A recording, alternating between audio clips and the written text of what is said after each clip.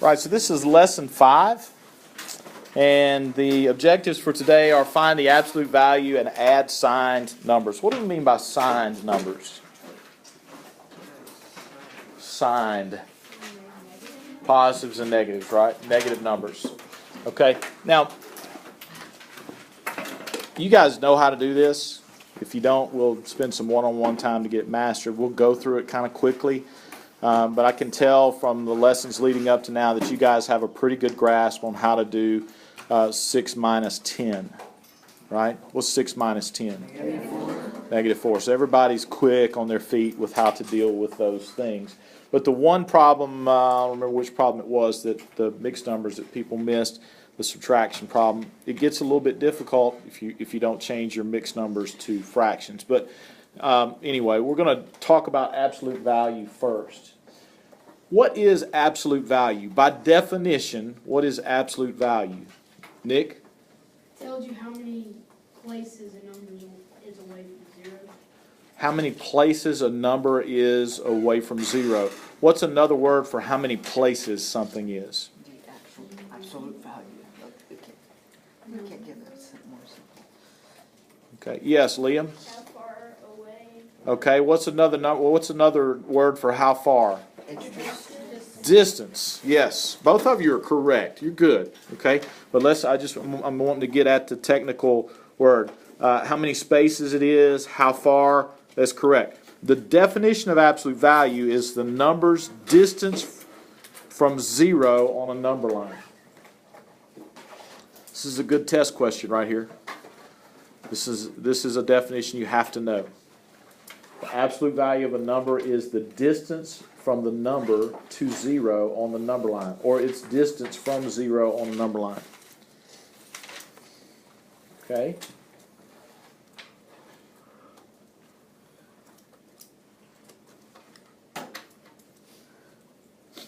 Distance is a quantity, right?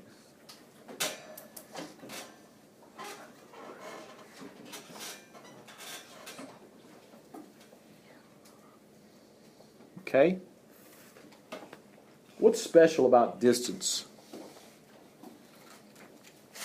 When we talk about quantities in math, we're talking about like distance is a quantity. What's special about distance as a quantity?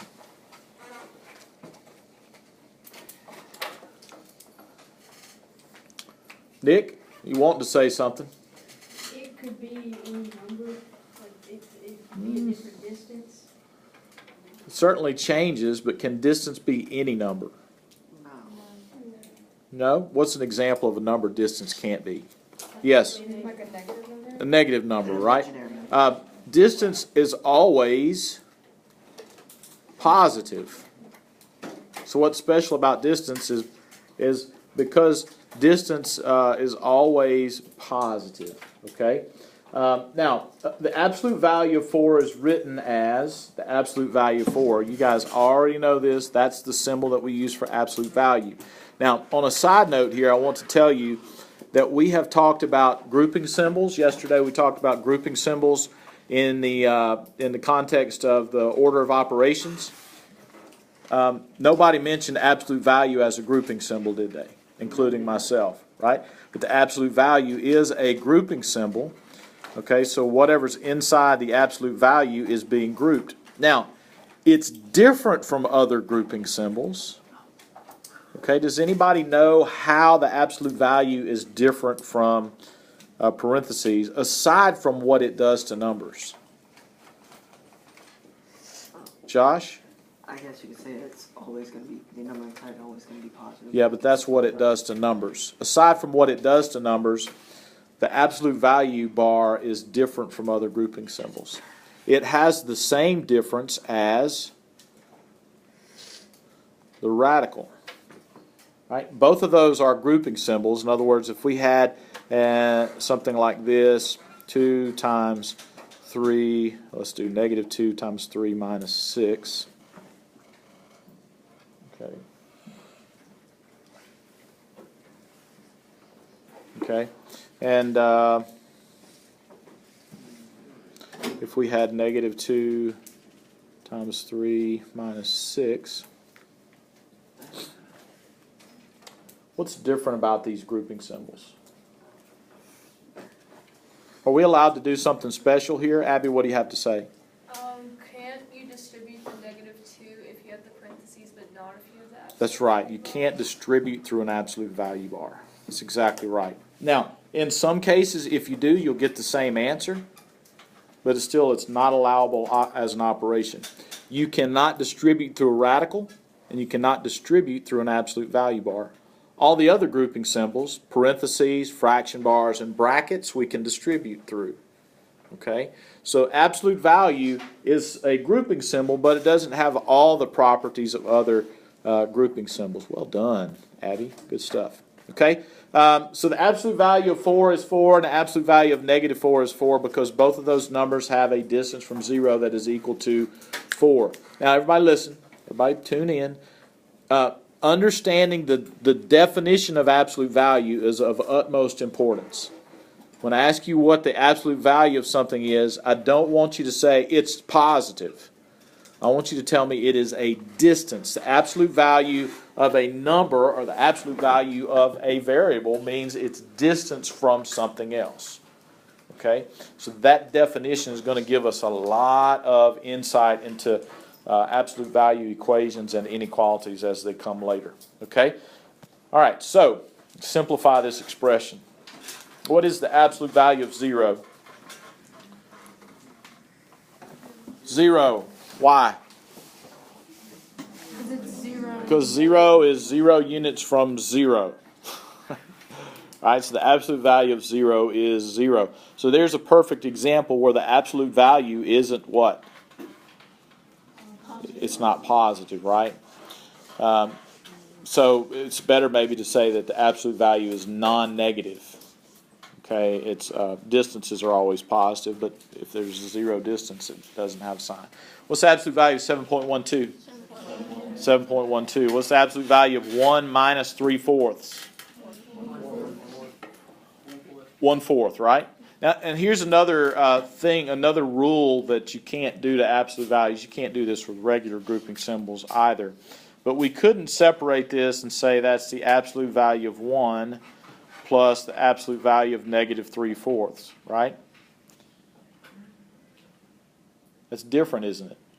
Because 1 minus 3/4 is 1/4. So you can't take the absolute value of the pieces, you have to take the absolute value of the whole thing. And that's another concept that's going to be important when we're dealing with absolute value equations and inequalities later.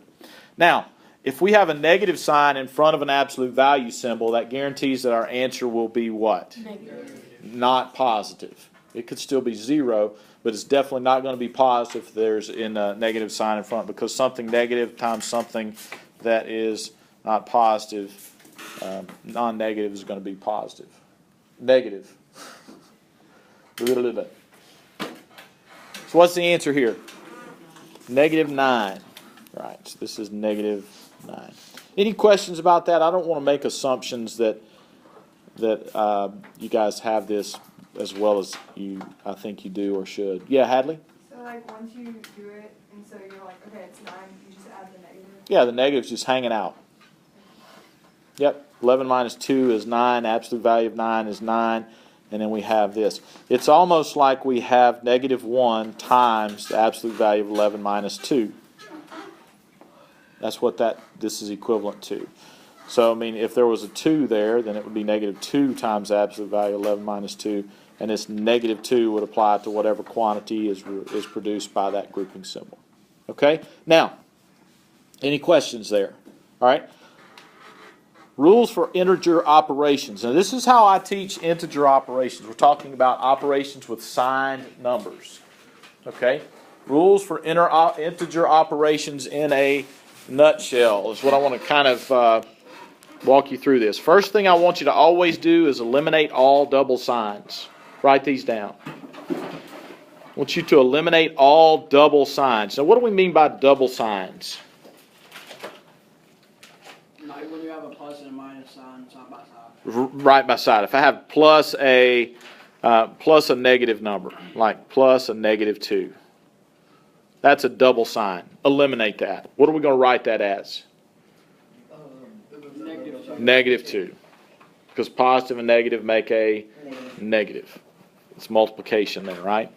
And if I had minus a negative 2, what would that become? That would be positive. Plus 2. So I don't want you to think about subtracting a negative and as the same as adding the opposite. I don't want you to think of that. We're going to eliminate double signs and we're going to rewrite expressions with one sign only. No double signs. Okay? After you eliminate the double signs, the sign in front of the number is the sign of the number. So if I've got this minus a plus, minus positive 3. Am I really dealing with a positive 3 or what am I dealing with there? I'm dealing with a negative 3, so I'm just going to write that as negative 3. Okay, so the sign that's in front of the number, after we eliminate the double signs, the sign that's in front of the number is the sign of the number. If those of you who are following along with the textbook here, I am not on the same page with the textbook.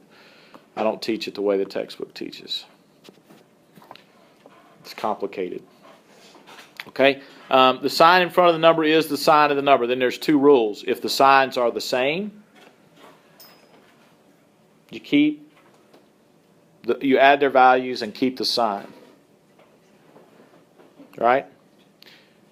And I'm almost positive this is the way that Miss Storles taught you guys last year. She made you sing it. I'm not going to make you sing this. We'll sing some other things, but we'll sing some Sokotoa songs and we'll sing some other things. So here's an example. 5 plus 4 is 9. Both of those numbers are positive, so we just add them and keep their sign. And there's another one. Negative 4 minus 7. Both of these numbers have the same sign value, right? So what do? We add their values and keep the sign. All right, so that nobody's confused about that. All right, if the signs are different at that point, after we eliminate double signs, if the signs are different, we're going to subtract their values and keep the sign of the larger number. Now, by large there, we're talking about the larger absolute value, whichever number has the bigger value. So if the signs are different, you subtract and keep the sign of the larger number.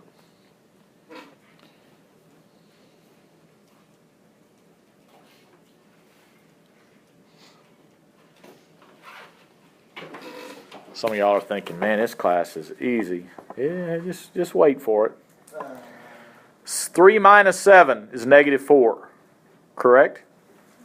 Right? Negative 4 plus 9, positive 5. Because in both of those cases, the numbers have different signs. We have a positive 3 and a negative 7. So we subtract their values and keep the sign of the big one. That's where we get the negative 4 from. And then negative 4 plus 9, our sum there is going to be positive because 9 has a larger value than negative 4. All right, is everybody clear on that? I think you are. We're just going to kind of run through that. Here's some examples. 4 plus negative 3. We're going to rewrite that using one sign. Okay?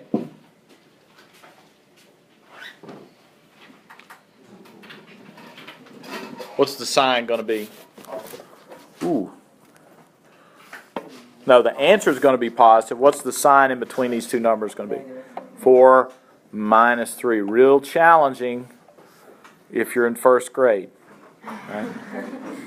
4 minus 3. Maybe not even challenging for first graders. But 4 plus a negative 3, that would be confusing for a first grader, right? Okay, so we've got to learn how to write these things with single signs and not use double sign kind of thinking. All right, plus a negative is minus a positive. That's kind of how I think that's probably how the textbook does it. Keep, change. And I'm not into that. Okay, negative 2 plus negative 6. We're going to rewrite that as what?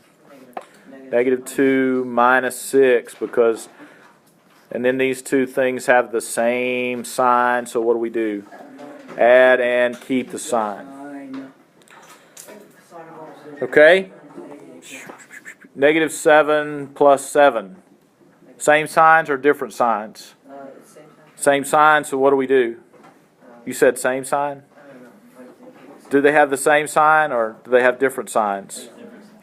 Different signs. So what do we do? Subtract and keep the sign of the larger one, but in this case there is no larger one. So this is equal to what? 0. True or false? The sum of two positive numbers is always positive. It's definitely true, right? If we start with two positives and we're adding, we can't get a negative value. True or false? The sum of two negative numbers is always negative. The sum of two negatives. Give me an example. Okay. Never mind, there is not an example. We're adding a negative number and a negative number. If they have the same sign, what does the rule tell us? You add their values and keep the sign. If you add two positive numbers, you're always going to get a positive number. If you add two negative numbers, you're always going to get a negative number. True or false? The sum of a positive and a negative is always negative. That's false, right? When is it going to be negative? If the negative value is larger than the positive one, then the result will be negative, right? Okay, here's a new, we're going to skip through these. You guys know how to do this. Here's a new concept, closure of sets. Closure of sets. What do we mean by sets? What's a set? What are some sets of numbers we've been talking about? Natural numbers, whole numbers, integers, real numbers, rational numbers, imaginary numbers, right? Those are sets of numbers, but we could define any set. 0, 1, and 2, that's a set of three numbers, right? So, closure of sets is defined like this. And this definition is a little bit complicated. A set of numbers is defined to be closed under an operation if the result of performing the operation on any two members of the set is back in the set. A set of numbers is defined to be closed under an operation. What do we mean by operation in math? Addition, subtraction, multiplication, division, exponents, right, roots, square roots. A set of numbers is defined to be closed under an operation if the result of performing the operation on any two members of the set is back in the set.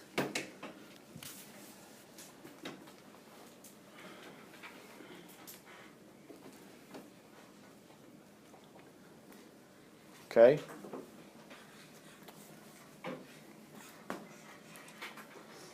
So if we add two things in there, the sum is back in there. Okay?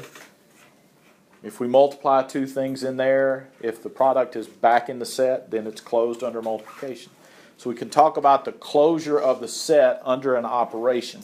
All right? For example, the set of natural numbers is closed under addition because if you add any two natural numbers, the result is a natural number.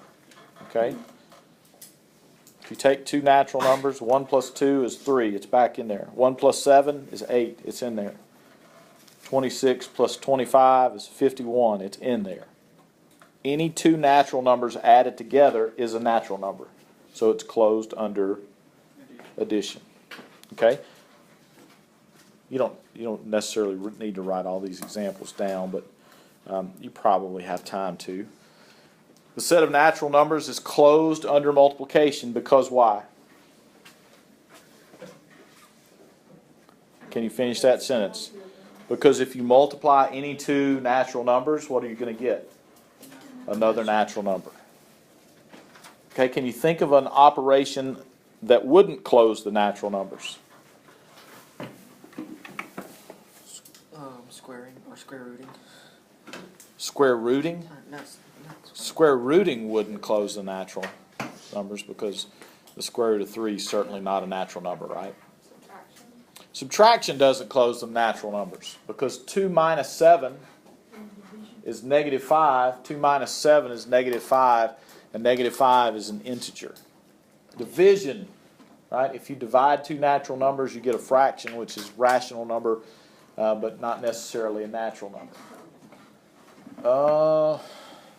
What kind of exponents? Positive. Zero. Whole.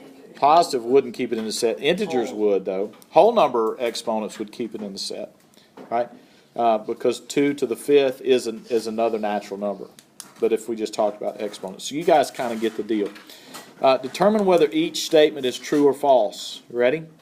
The set of integers is closed under addition. Integers. Now think before you speak. I don't want you to just kind of say, yeah, yes. If you add two integers, any two integers, now what are integers? Whole numbers and the opposites of the natural numbers, right? So it's all the number line numbers. If you add two of those together, do you get one of those? Yes, sir. There's really not a way to get out of the set if we're adding, is there? No, sir. Okay, so that's true. What about this? The set of real numbers is closed under addition. Is there any way you can add two real numbers and get an imaginary number? No? That's not going to happen, is it?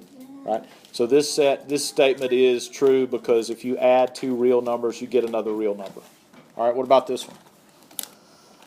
The set of whole numbers is closed under subtraction.